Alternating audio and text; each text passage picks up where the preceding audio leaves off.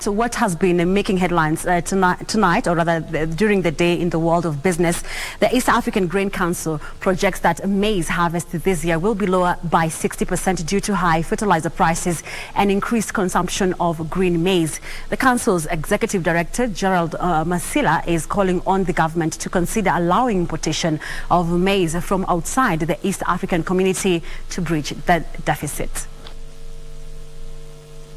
The planting season this year was characterized by high fertilizer prices, with the farm input retailing at a high of 7,000 shillings per 50 kilo bag in some areas.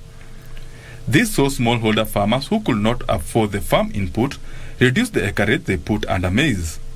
In addition, a survey by the East African Grain Council indicates that there has been unprecedented green maize consumption this year, which is likely to affect the grain availed for milling. In its estimation, the East Africa Grain Council projects that maize to be available for milling could be 60% lower when compared to last year.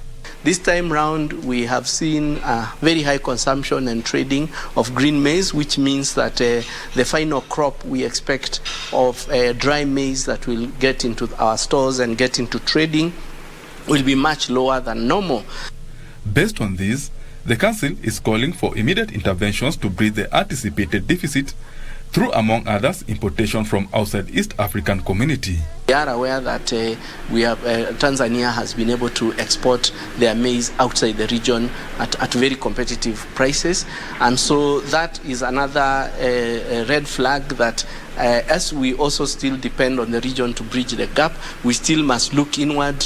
The reduced maize availability is negatively affecting operations of the warehousing receipt system, since most registered farmers are preferring to sell their maize directly to millers who are offering better prices. Because the farmers are getting a good price because of the high demand, because of the scarcity of the commodity.